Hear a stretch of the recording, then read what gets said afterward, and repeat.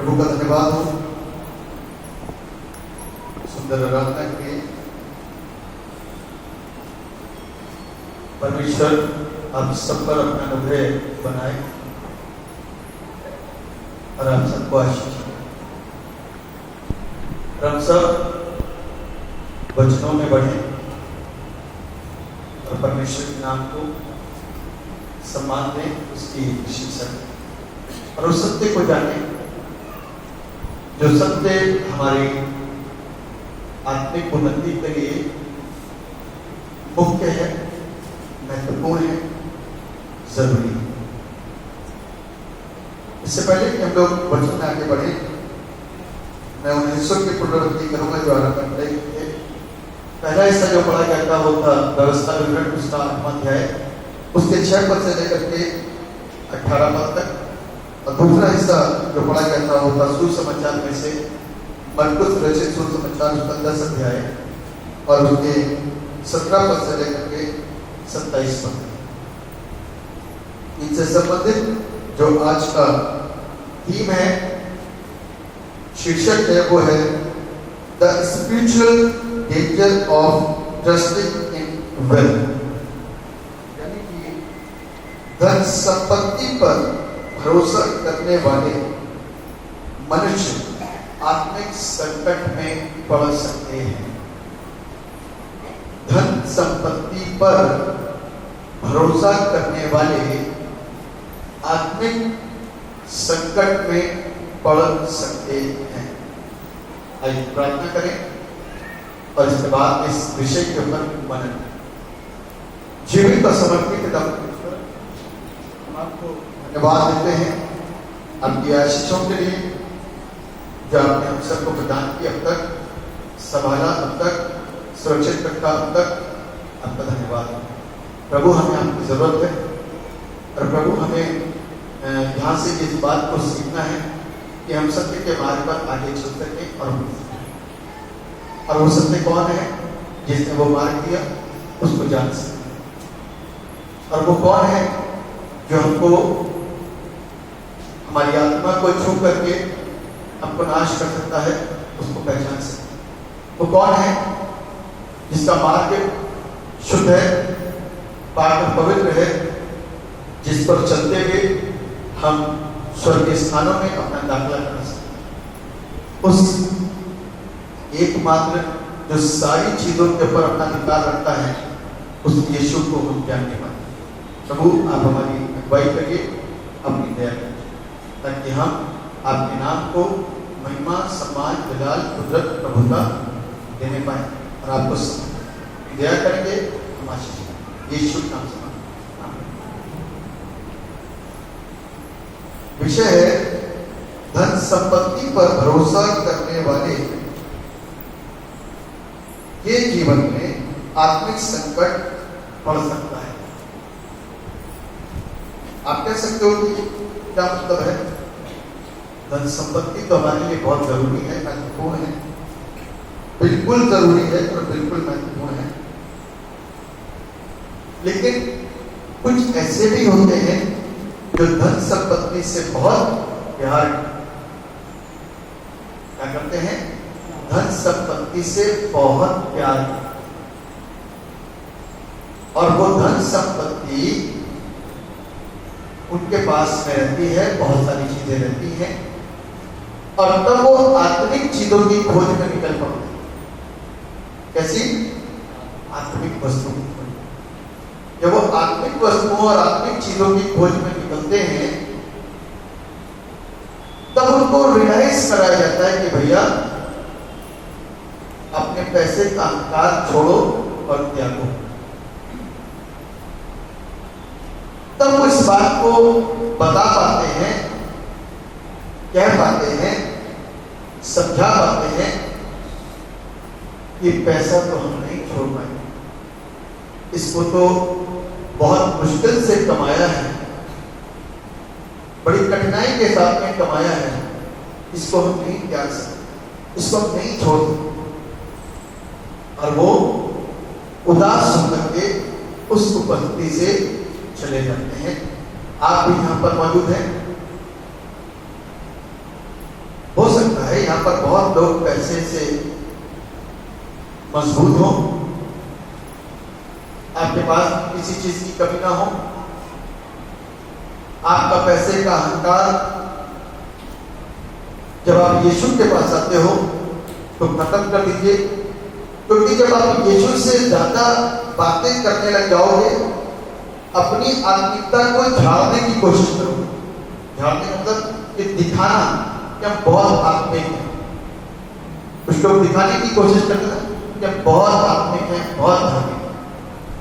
तो बाइबल बताती है कि एक ऐसा ही नौजवान व्यक्ति था जो इस बात को दिखाने की कोशिश कर रहा था कि मैं बहुत आत्मिक हूँ और बहुत धर्मी हूँ और वचन को जानता हूँ।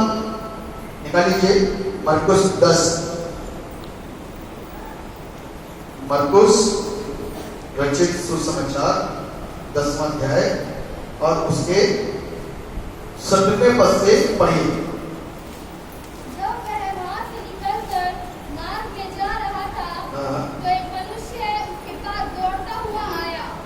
और उसके आगे घुटने टेक कर उससे पूछा।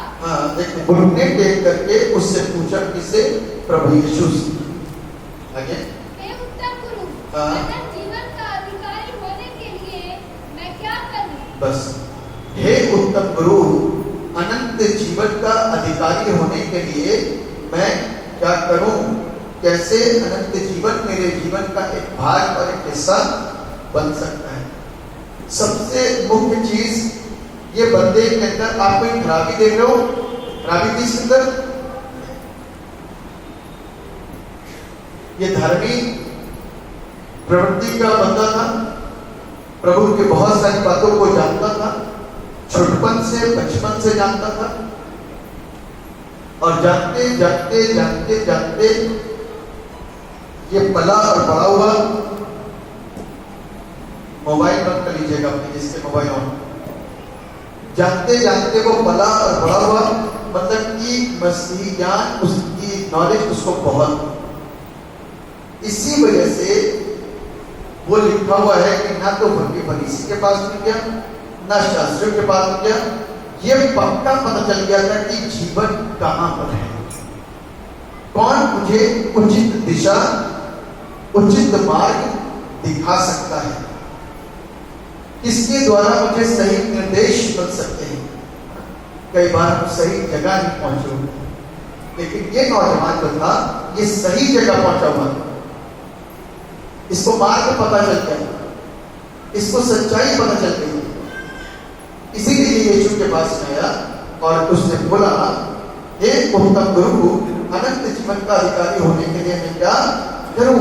यहां पर भी जब आप आ गए हो, चर्च में बैठते हो, कलाम आपके हाथ में रहता है, घर में भी, यहाँ पर भी सही जगह आ गए हो, सही गुरु पहचान गए हो, सच्चाई जान गए हो, लेकिन अभी भी बहुत सारी बातें आपके अंदर से छोड़ी नहीं जा रही ना। अभी भी बहुत सारी बातें आपके अंदर से छोड़ी नहीं जा रही। आप तो गए हो, गुरु तो मिल गया है, सत्य तो मिल गया है, उस अंधकार से घूमते घूमते आप सच्चाई के पास तो आ गए हो, लेकिन अभी तक इस नौजवान व्यक्ति के समान ही बने हुए हो। वो नौजवान व्यक्ति जो अनंत जीवन लेने के लिए आया, बीमार नहीं था, दुष्टात्मा इसके अंदर नहीं थी, कोड़ी और रोगी भी नहीं था। इसको आत्मिक उन्नति का एक और लेवल बढ़ाना था, अनंत जीवन की प्राप्ति करना। उसको मालूम था कि मरने के बाद में एक शब्द है मोक्ष, उद्धार, नजात, अनंत जीवन।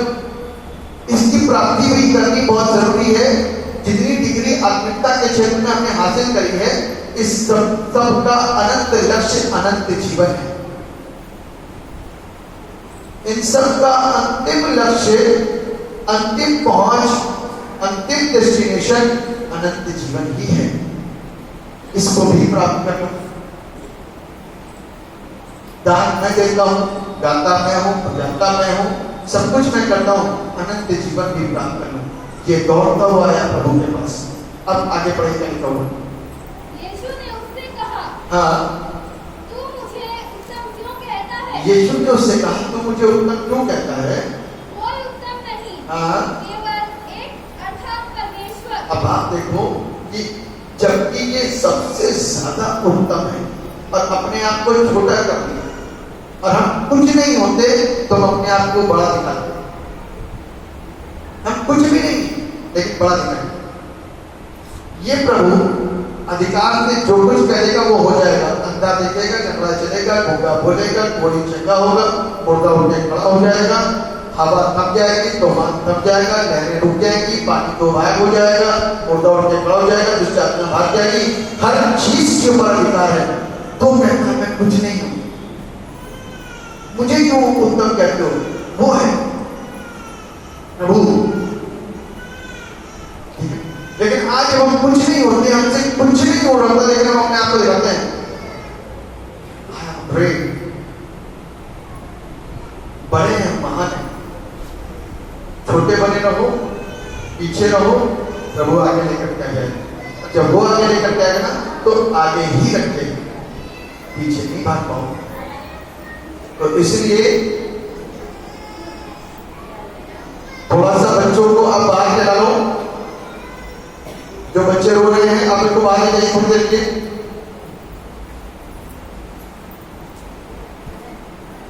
शांति रखिए चर्च में। यह आपका कोई पिकनिक के स्थान नहीं है, परमेश्वर के वचन को सुनने के आए हो। और यदि इसको नहीं सुनोगे तो चंगाइयां प्राप्त नहीं कर पाओगे, क्योंकि जीवन देने वाला कोई और नहीं, यीशु मसीह है। इधर उधर मत टहलिए, इधर उधर मत जाइए।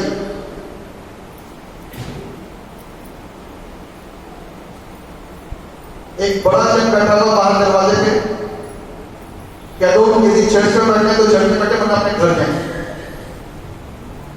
यहां पर आप मस्ती मारने के लिए नहीं आए हो। मैं बिल्कुल पसंद नहीं करता आप चर्च मत आओ, मुझे कोई बुरा नहीं लगेगा, लेकिन ये सारी चीजें मुझे पसंद नहीं है। आप बच्चे नहीं हो, बच्चे हल्ला करते हैं, आप बच्चे नहीं हो, आप बड़े हो। चर्च में बैठिए।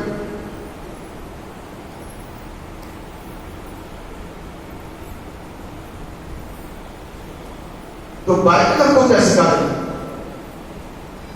बाइबल हमको सिखा रही है कि ये बंदा दौड़ता हुआ है और लिखा हुआ है, आगे पढ़ना बेटा, क्या लिखा हुआ? तू आज्ञाओं को तो जानता है। प्रभु ने कहा अच्छा अब तू बातें बता रहा जाता तो तुझे कुछ पूछता हूं। तू आज्ञाओं को तो जानता है। हत्या न करना, हाँ, व्यभिचार न करना, हाँ, चोरी न करना, हाँ, झूठी गवाही न देना, हाँ, छल न करना, हाँ, और अपने पिता और अपनी माता का आदर करना। बस लिखा है तू आज्ञाओं को तो जानता ही है। आज्ञा कौन कौन सी? लिखा है हत्या न करना, व्यभिचार न करना, चोरी न करना, झूठी गवाहियां न देना, छल न करना, अपने पिता और अपनी माता का आदर करना। तो इन सारी चीजों से तो ये पार हो चुका था। ये जो लेवल होते हैं ना, आप लोग वीडियो गेम खेलते हो, ये लेवल होते हैं कुछ कुछ, इन लेवल को ये पार कर चुका था। चोरी नहीं करता था, व्यभिचार भी नहीं करता था, हत्या भी नहीं करता था, बुरा भी नहीं करता था, छल भी नहीं करता था, धोखा भी नहीं देता था, दूसरों की गवाही भी नहीं देता, झूठी अपने माता पिता का आदर करता। इस लेवल को ये पार कर चुका था, इसलिए इसका लक्ष्य दूसरा हो गया था, क्योंकि इस लेवल को पार करने के बाद में अनंत जीवन। तो फिर कहती है अधिकारी रोड पढ़ो। उसने उससे कहा, उस जवान व्यक्ति ने उससे कहा, यीशु से कहा, हे गुरु इन सबको मैं लड़कपन से। प्रभु कैसी बातें करता है, लड़कपन से मानता चला रहा हूं।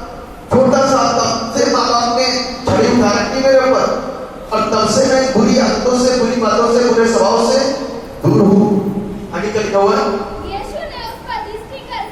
यीशु ने उस पर दृष्टि करके उससे प्रेम किया और उससे कहा, हाँ, तुझ में एक बात की घटी है। तुझ में एक बात घटी है, जा, तुझ में एक बात घटी है। प्रभु ने प्यार से देखा कि इसमें सिर्फ एक बात की घटी है। क्या घटी है? जा, जा, जो कुछ तेरा है हाँ। उसे बेचकर कंगालों को दे। अब तुझे अनंत जीवन चाहिए है, तुझे मेरा साथ चाहिए है, तुझे मेरे पीछे चलना है, तुझे मुझसे आशीष प्राप्त करनी, तो एक काम कर, मैं जानता हूं कि तेरे अंदर कौन सा पाप पनप रहा है, तेरे अंदर कौन सा पाप पनप रहा है वो मैं जानता हूं। तुमने किसी के साथ में डिस्कस नहीं करा। चल तेरे पाप को निकाल के बाहर लेकर जाता हूं। दुनिया में तू लोग तुझे जान जाएंगे, लोग तुझे पहचान जाएंगे कि तू कैसा पापी है और किस चीज को तू त्यागना और किस चीज को तू छोड़ना नहीं चाहता।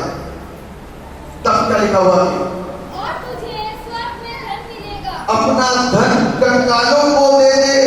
क्या कर? अपना धन कंगालों को दे दे तो तुझे स्वर्ग में धन मिले। हालेलुया। अब प्रभु का मतलब ये था कि तू खाली झूठे हाथ आ जाए। मैं आपको एक चीज बताना, यदि आप खाली जाओगे ना, यदि वास्तव में परमेश्वर से प्यार करते हो और वास्तव में एक धार्मिक प्रवृत्ति में अपनी जिंदगी को जीते हो, तो खाली हाथ भी पहुंचोगे तो परमेश्वर चिड़ियों को खिलाता है, जानवरों को खिलाता है। आज तक नस्लें वही सारी नस्लें बरकरार हैं, मरते भी हैं, मरते जानवर भी हैं, सब कुछ बरकरार है, सब कुछ सही है। उसके बावजूद भी उनका जीवन चल रहा है। तो हम उसकी प्यारी सृष्टि, हम उसकी जोर से बोलो, हम उसकी प्यारी सृष्टि है। तो यदि झूठे हाथ भी जाओगे ना काम को करने के लिए, तो परमेश्वर किसी न किसी घर में आपके लिए बंदोबस्त जरूर करेगा और आप तृप्त होंगे। एक दिन ही करेगा, रोज करेगा। हालेलुया। जब वो कौवे के द्वारा, जो चालाक जानवर होता है, कौवे के द्वारा परमेश्वर एलिया के खाने का प्रबंध कर सकता है, तो हम और आपको पूरी खिलाए।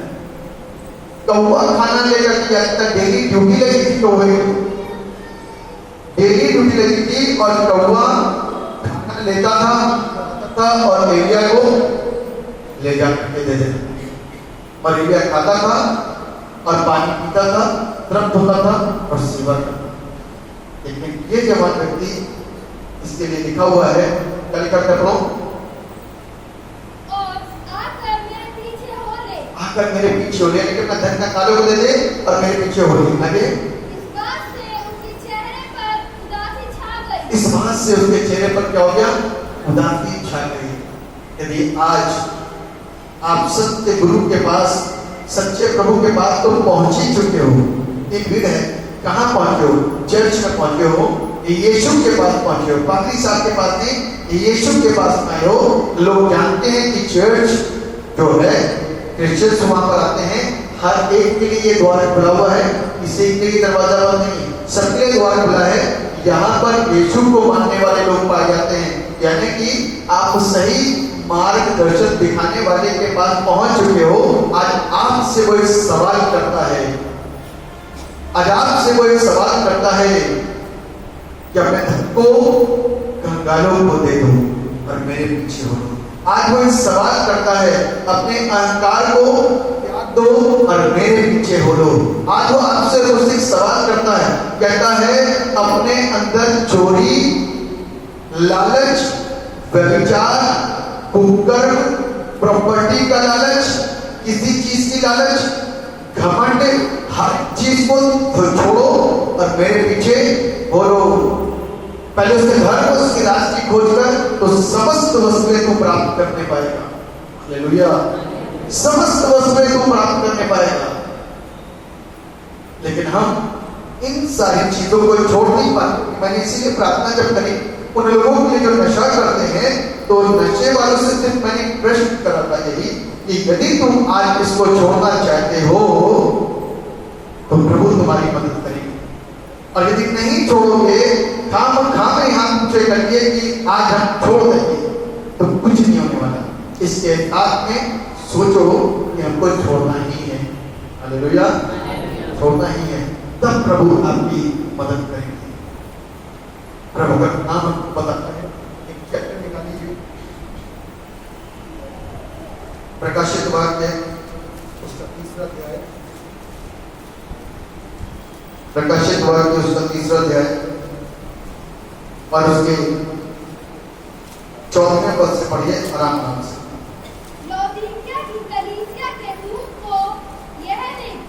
लौदीकिया के कलीसिया के दूत को यह लिख। कितनी कलीसिया थी? कितनी? 7। आज कितनी है?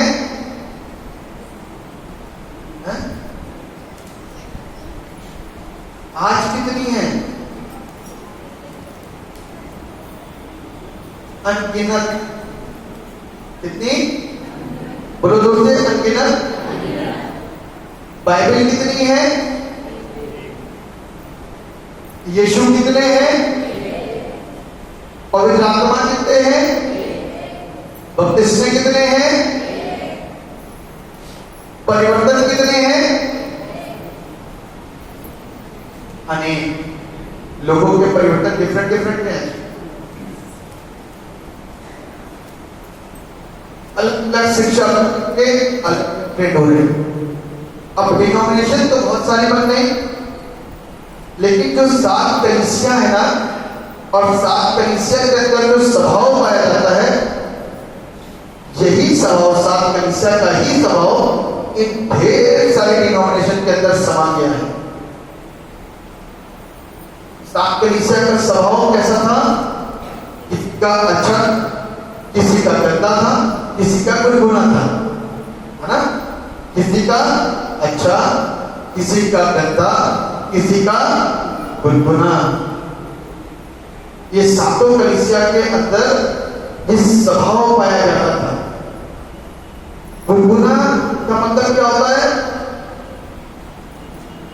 डबल, ये डबल प्रवृत्ति, डबल चेहरा, डबल नकाब, डबल शब्द, दोहरी जिंदगी, हाथी के दांत, खाने के कुछ और, दिखाने के कुछ और, आत्मिकता का चेहरा कुछ और छल और धोखा बेईमानी का चेहरा कुछ और। आत्मिक काम करते करते भी मन के अंदर घमंड, पाप, छल बना रहता है। बाइबल हमको इस बात को सिखा रही है। बोलिए इसी चैप्टर को 3रा अध्याय 14वें पद से पढ़िए। लौदीकिया की कलीसिया के दूत को यह लिख, जो अमीन और विश्वास योग्य और सच्चा गवाह है और परमेश्वर की सृष्टि का मूल कारण है। वह यह कहता है कि मैं तेरे कामों को जानता हूँ कि तू ना तो ठंडा है और ना गर्म।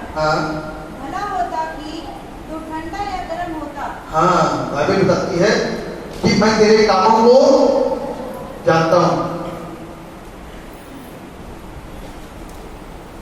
इसको यही रोके रहिएगा और व्यवस्था विवरण का, इसको यही रोके।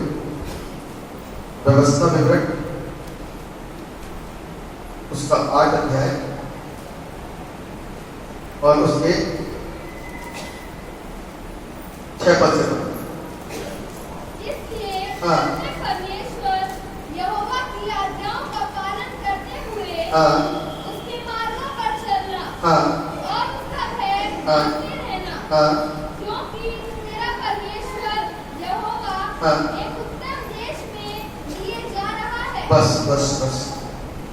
आपका परमेश्वर यहोवा आपको और हमको एक उत्तम देश में लिए जा रहा है। जाना जरूरी है? बताइए, उत्तम देश में जाना है। उत्तम देश कैसा है? पढ़ो। जो जल की नदियों का और तराइयों और पहाड़ों से निकले हुए गहरे गहरे स्रोतों का देश है। बस, जल की नदियां, पहाड़ और पहाड़ियों के बीच से निकले हुए स्रोतों का देश है। आगे फिर वह गेहूं जो दाल लताओं, अंजीरों और अनारों का देश है। और तेल वाली जैतून और मधु का भी देश है। उस देश में अन्न की महंगी ना होगी और ना उसमें तुझे किसी पदार्थ की कमी होगी। वहाँ के पत्थर लोहे के हैं और वहाँ के पहाड़ों में से तू तांबा खोद कर निकाल सकेगा और तू पेट भर खाएगा और उस उत्तम देश के कारण जो तेरा परमेश्वर यहोवा तुझे देगा उसे धन्य मानेगा। बस धन्यवाद। परमेश्वर बता रहा है कि वहां पर पानी अच्छा होगा, क्योंकि पानी की गड़बड़ी की वजह से कितने लोग बीमार होते हैं आपको मालूम है? मेडिकल वाले जानते हैं, यदि पानी की गड़बड़ी हुई तो क्या होगा? तरह तरह की बीमारियों में आप गिर जाओगे। पानी चेंज हुआ, आप कहोगे कि यहाँ का पानी खारा और यहाँ का पानी काला और यहाँ का पानी सफेद और यहाँ का पानी गंदा और यहाँ का पानी स्वच्छ और यहाँ का पानी पीने योग्य। यहाँ के पानी से गर्भ गिरते हैं, यहाँ के पानी से बीमारियां दूर होती हैं। पानी, ये वो पानी है जिसके सही ना होने से हम असमंजस में, परेशानियों में, बीमारियों में घिर जाते हैं। लेकिन जो पानी परमेश्वर देने का प्रॉमिस कर रहा है वो बेहतर है, स्वच्छ है, अच्छा है, निर्मल है, पीने योग्य है, शुद्ध है, छटा करने वाला है, स्वास्थ्य देने वाला है। हालेलुया। और भर पेट भोजन। बस वहां मोबाइल नहीं होगा, टीवी का मनोरंजन नहीं होगा, सुख विलास की चीजें नहीं होंगी, वहां वो होगा जो उचित है। वहां का जो दुनिया का सारा मजा टीवी मोबाइल में सब करते हैं ना, वो सारा मजा वहां पर नहीं होगा, वहां का आनंद परमेश्वर की भरपूरी से होगा। हालेलुया। बाइबल इस बात को कहती है कि जब तुम उस देश में प्रवेश करना तो सारी चीजों की प्राप्ति करने के बाद घमंड करने लग जाना, अहंकार करने लग जाना।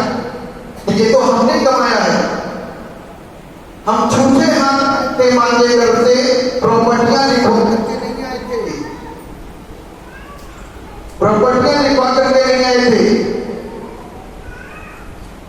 मैं कल बच्चे को पढ़ा रहा था रात में, मेरी लाइफ के 17 साल के एक्सपीरियंस के अंदर एक नया एक्सपीरियंस कल काउंट हुआ।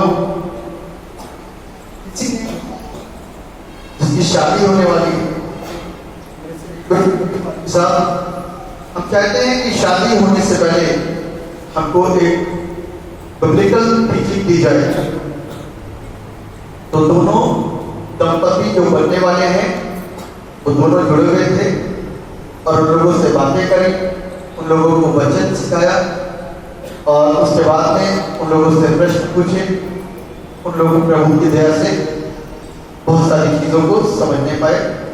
सबसे अच्छी बात तो क्या है, अभिप्राय यह है कि परमेश्वर हमको सिखाता तो बहुत कुछ है, तब से लेकर के आज तक सिखाते ही चला रहा है, लेकिन हम कहीं ना कहीं कुछ ना कुछ विचार अपने अंदर रख लेते हैं। अब रेवलेशन के पार्टी के अंदर भी ऐसा ही कुछ है। कलीसिया तो बहुत बढ़िया है, लौकिकिया कलीसिया दुष्टता से भरी पड़ी है, दुष्टता से भरी पड़ी है कलीसिया, उसके अंदर पाप है। और परमेश्वर लौकिकिया के दूत के द्वारा लौकिकिया की कलीसिया दे रहा है, कहता भैया तू ना तो ठंडा है ना गर्म, तू बुनबुना है। तेरे अंदर एक ऐसा ठंडापन है कि तेरे अंदर सुसमाचार नहीं है, यीशु नहीं है, सत्ता नहीं है, सच्चाई नहीं है, विश्वास नहीं है, बहुत सारी चीजें, बहुत सारी बातें तेरे अंदर नहीं है। बाइबल कहती है इसीलिए तू ठंडा पड़ा हुआ है।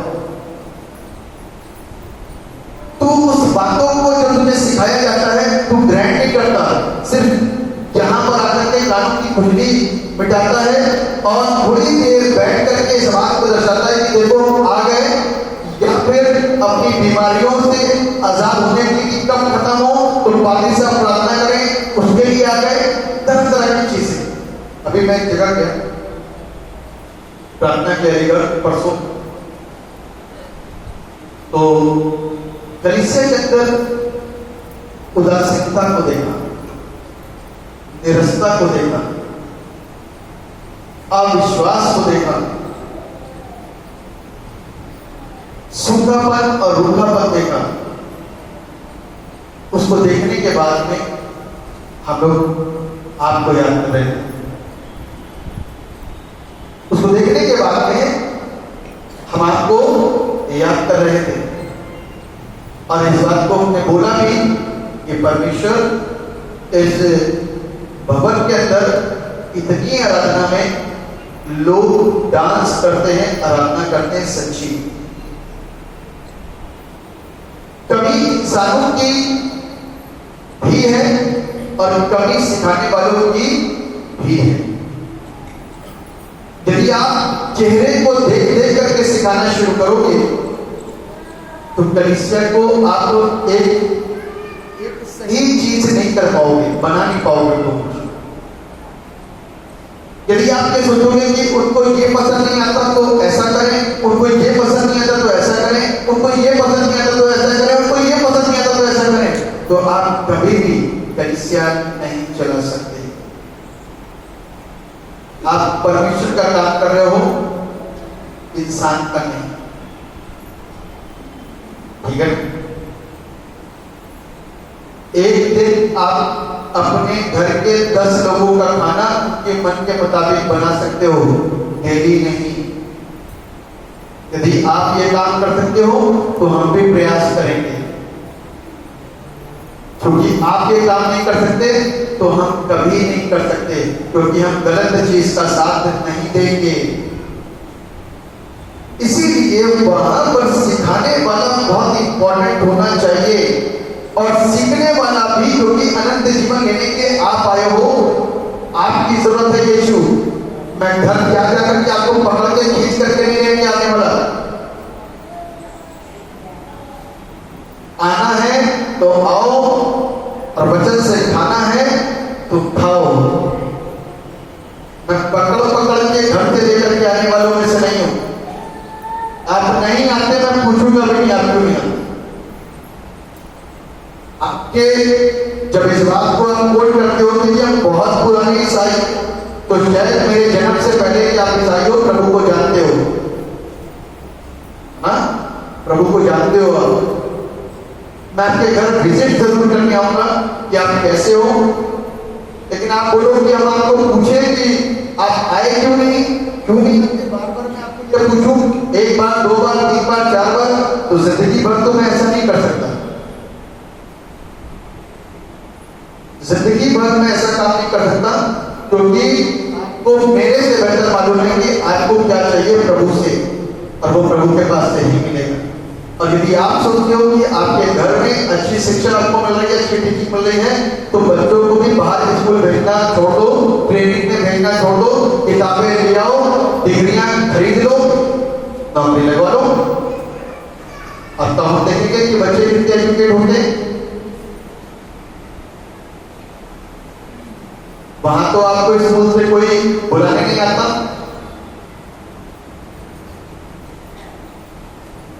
फीस भराने के लिए आप खुद पहुंचते हो। टीचर्स मीटिंग जब होती है, पेरेंट्स मीटिंग होती है, तब आप खुद वहां पर पहुंचते हो। तो चर्च के लिए इतने ज्यादा कठोर कैसे हो गए?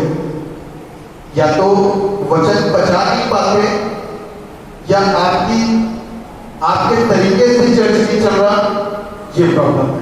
तो मैं किसी के तरीके से नहीं, परमेश्वर के वचन के तरीके से चर्च करेगा। जैसा परमेश्वर कलाम कहेगा वैसा ही हो सकता है, उससे अलग नहीं हो सकता। और आपके व्यक्तिगत जीवन में घर में आकर के आपको कुछ नहीं कहता, ना कहूंगा, क्योंकि आप की जिंदगी आप कुछ भी करो, अच्छा करो, बुरा करो, काला करो, बुरा करो, वो आपका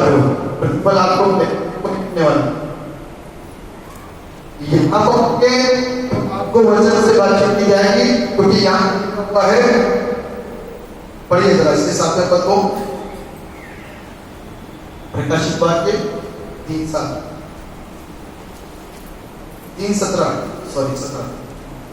तू कहता है हाँ। कि मैं धनी हूँ हाँ। और धनवान हो गया हूँ हाँ। और मुझे किसी वस्तु की घटी नहीं, हाँ। और यह नहीं जानता हाँ। कि तू अभागा हाँ। और तुच्छ हाँ। और कंगाल हाँ। और अंधा हाँ। और नंगा है। हाँ, तुम कहता मैं धनी हूं। कैसा हूं? धनी हूं, मेरे पास बहुत पैसा है, लेकिन बाइबल बताती है कि अफसोस की तो इस बात को नहीं जानता कि तू परमेश्वर की दृष्टि में कैसा है। बाइबल कहती तू अभागा है। अभागा का मतलब समझते ना? अभागा किसको कहते हैं? अभागा व्यक्ति है, किस्मती खराब है, वो कहते हैं किस्मत खराब, अभागा किस्म का व्यक्ति है कि तू परमेश्वर के राज्य में प्रवेश नहीं कर पाएगा। और तू कैसा है? कुछ तेरी कहीं गिनती ही नहीं है, तुच्छ किस्म का प्रवृत्ति का व्यक्ति है। और कैसा? कंगाल, हठेहार, परमेश्वर के यहाँ तेरा मैं तो है ही नहीं। और अंधा, क्योंकि तू इस वचन को देख ही नहीं पा रहा है। और नंगा, कैसा? नंगा, क्योंकि बाइबल बताती है जिस समय आदम पेड़ के पीछे गया तो वह नंगा था और एहसास कर रहा था। हम सोचते हैं कि हम बिल्कुल ठीक हैं, लेकिन परमेश्वर की दृष्टि में आज भी हम पाप करने वाले आदम के समान हैं और नंगे हैं। ये बाइबल कह रही है, मैं नहीं कह रहा। आज चर्चेस के हालात बुरे नहीं हो चुके? बुरे होने का बहुत सारे चर्चेस के अंदर बहुत कुछ हो रहा है, लोगों के अंदर बहुत कुछ हो रहा है। चर्च में मीटिंग में नहीं आएंगे, लेकिन घरों में मीटिंग के बैठती है।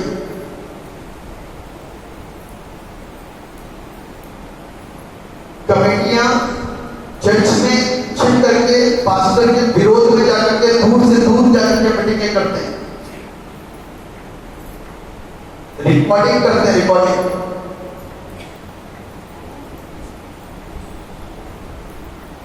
पैसा खाते हैं, चंदा चोरी करते हैं, जिससे पाप है।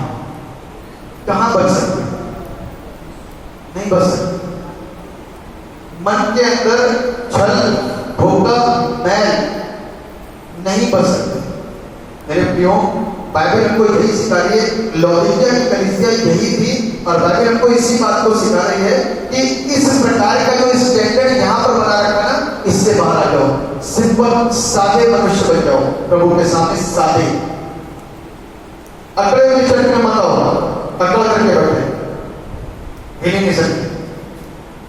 परमेश्वर अकड़ाहट नहीं देखता, परमेश्वर कहता है तू दीन हो जा। बताओ, दूसरा इतिहास 7वां अध्याय 14वां अध्याय 7वां पद। दूसरा इतिहास 14वां अध्याय 7वां पद पढ़िए। दूसरा इतिहास। उसने यहूदियों से कहा, आओ हम इन नगरों को बनाएं। हाँ हाँ। तब यदि प्रजा के लोग जो मेरे कहलाते, प्रभु कहता जो मेरे कहलाते हैं, दीन होकर के, अकड़ करके नहीं, कैसे होकर के? दीन होकर के। कुछ लोगों के अंदर ऐसी अकड़ है कि यदि कुछ कह दिया ना तो वो दिखने कहीं 7 से 7 तक चल। तो इससे फायदा हो रहा होगा, इससे नुकसान हो रहा? नुकसान। खाना भी छोड़ दो 7 से 7 तक। जब घर में झगड़े होते हैं, आपने खाना तो छोड़ दिया, अब वो वाला खाना भी छोड़ो, ये भी तो अकल में आना चाहिए। यदि किसी ने शराब के लिए बोल दिया, बीड़ी के बोले, इससे भी गुस्सा हो जाओ, उसको भी छोड़ दो 7 से 7 तक। नहीं, ये चालू प्रवृत्ति है, छल करने वाली प्रवृत्ति है, अपने हिसाब से चलने वाली प्रवृत्ति है। आगे क्या लिखा हो अपनी तरह? दीन बन करके प्रार्थना करें और मेरे दर्शन के खोजी होकर अपनी बुरी चाल से फिरे, तो मैं स्वर्ग से सुनकर क्षमा करूंगा और उनके देश को ज्यों का त्यों कर दूंगा। अब दीन होना पड़ेगा, प्रार्थना करनी पड़ेगी, प्रभु को पुकारना पड़ेगा, तब वो क्षमा करेगा। आप जितने भी अकड़ वाले हो ना, परमेश्वर आप सबको और हम सबको जानता है। बाइबल हमको इस बात को सिखाती है कि आपको उसी के पास ही आना पड़ेगा, वो आपके पास नहीं आने वाला। परमेश्वर आपके पास आ चुका, अब बार बार दोबारा नहीं आएगा, अब आपको आना पड़ेगा। अब तो उसने बता दिया कि भैया ऐसा है, ऐसा करोगे तो स्वर्ग आओगे, आना हो तो आओ, नहीं आना हो तो नहीं आओ। हर संडे देता हूँ आकर के, बातें हर संडे करता हूँ वचन से। इसको सुनना है सुनो, इसको नहीं सुनना है तो कोई बात नहीं, जरूरत नहीं। स्वर्ग का द्वार सबके लिए खुला है, जो चाहे वो आए, लेकिन अपने कर्मों को बदल करके, पापों को मान करके। आगे क्या लिखा बेटा? प्रकाशित वाक्य में वापस आ जाऊं।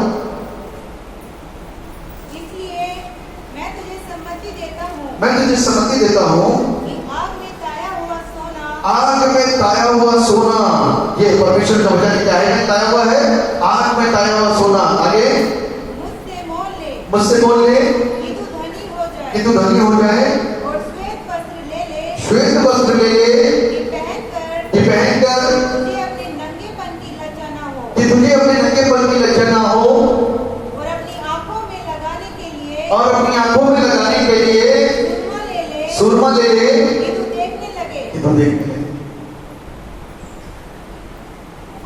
आपको खुदा का कलाम कहता है ताया हुआ सोना, वस्त्र और आंखों में लगाने के सुरमा ले ले, क्योंकि अभी तक ये जली नहीं आते। सुरमा आंखों को जलाता है, अंदर की गंदगी बाहर निकाल के फेंकता है। और जब परमेश्वर के वचन के द्वारा एक अच्छे वस्त्र को, अच्छे स्वभाव को, अच्छी आदतों को जब अपने अंदर डाल देते हैं ना, तो हम पहले वाले आदत बन जाते हैं जो निष्पाप था। जब हम परमेश्वर के इस ताए हुए सोने में से सीखना शुरू करते हैं ना, तो हम धनी बनने शुरू करते हैं। पैसा आज है कल नहीं, बाइबल क्या बताती है? अभी आपने भजन संहिता 49 को पढ़ा ना, वहां पर लिखा हुआ बड़ा साफ शब्दों में कि सब अपने अपने नाम को, जब कोई धनी हो जाए, उसके घर का वैभव बढ़ जाए, तब तू भय ना खाना, क्योंकि वो मरकर कुछ भी साथ ना ले जाएगा, ना उसका वैभव उससे साथ कब्र में जाएगा, और उसका जो कुछ भी धन है ना, वो सब दूसरे लोग खाएंगे। यहाँ लिखा हुआ है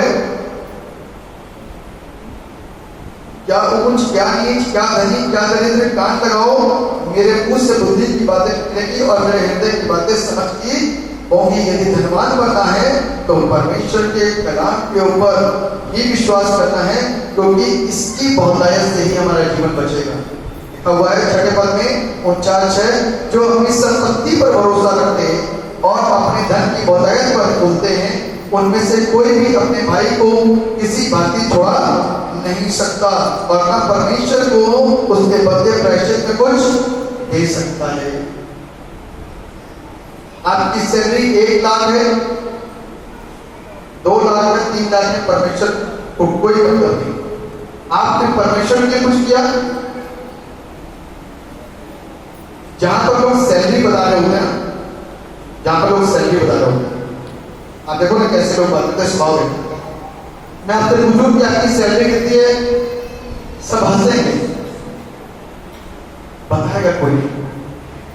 फिर लज्जित बातें करते, भाई इतना हो जाता है कि घर का गुजारा हो जाता है।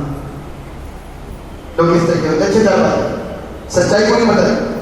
और जहां पर कोई बताता है कि मालूम है मेरी बेटी की सैलरी 25 और लड़का 75, और मैं कहते मेरी पेंशन आती है अभी भी 35,000 रुपए, और आपको मालूम है मेरे तो 1 लाख का टर्नओवर डेली का है, हर महीने का है, तो वहां पर दूसरा बोलेगा हमारे यहाँ भी कुछ ऐसा क्या है, बस 2-3 लाख रुपए हर महीना आ जाता है, 10 टर्नओवर।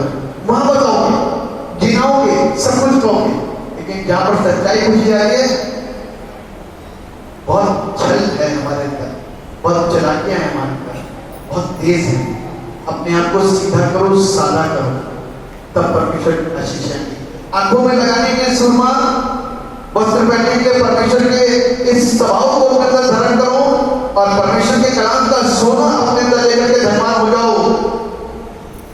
इस धन से लोगों की मदद करो, क्योंकि उस धन से तो आप मदद करते नहीं, वो तो घर के अंदर रहता है, मरने के बाद कोई दूसरा खाता है, उससे किसी की मदद नहीं होती, न चर्च की मदद होती है, न गरीब की मदद होती है, न किसी जरूरतमंद की मदद होती है।